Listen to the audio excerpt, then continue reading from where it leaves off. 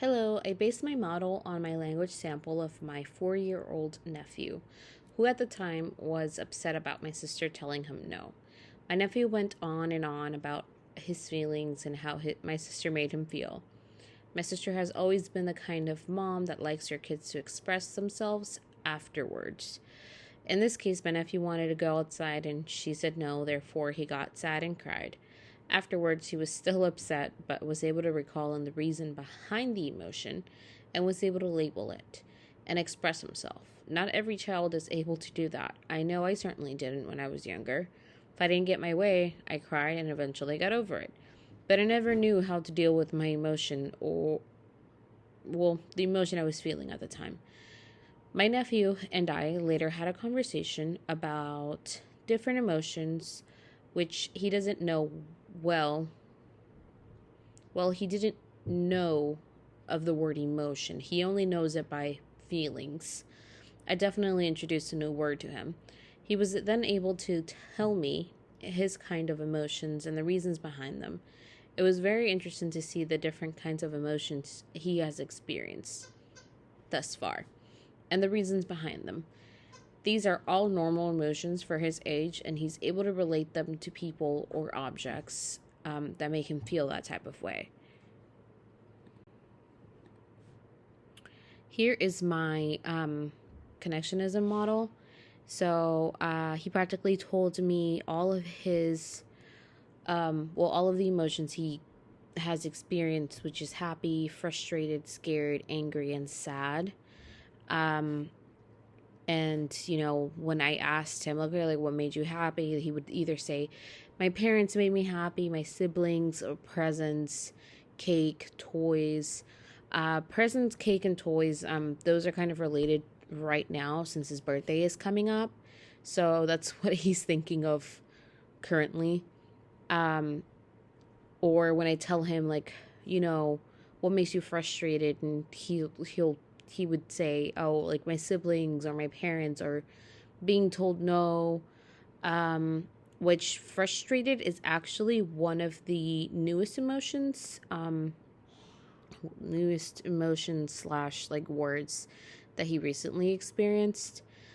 This is due to my sister barely, like, she just heard this word come from him like recently. And it was due to him being frustrated with like one of his little cousins. I guess like he was playing with his toys and like he kept telling him no, not to play with his toys, and he felt frustrated and told my sister like, "Mommy, I feel frustrated," which is, valid. Anyways, and then like scared, like at night he feels scared because he's scared of the dark. Angry, once again, it relates back to the siblings. Doesn't like sharing his toys at times. Sad, that could be with either parents, siblings. He could even be sad with the presents, or the cake or the toys, because you never know what you're getting, or you expect one thing and then get something else, and children can be sad about that.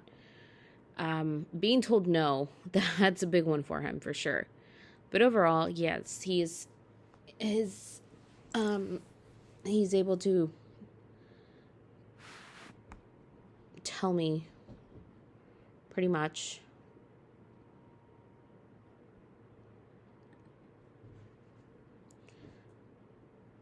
he's able to tell me the reasoning behind his emotions slash feelings. I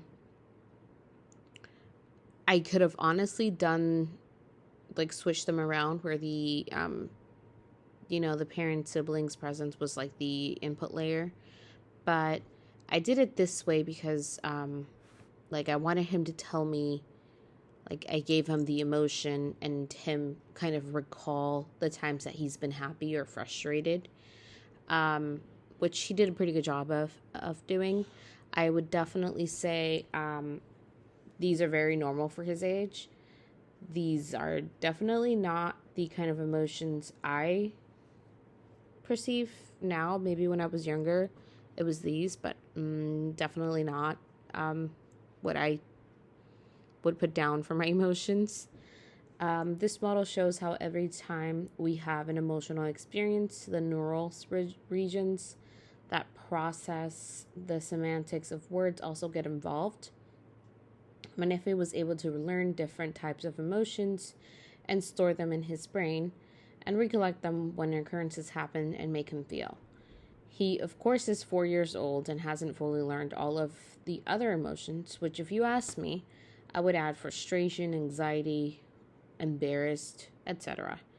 This is because I am older and have been exposed to all of these emotions, where my nephew has only been exposed to these few emotions and is only able to relate back to these emotions. Once exposed to more, his lexicon will grow.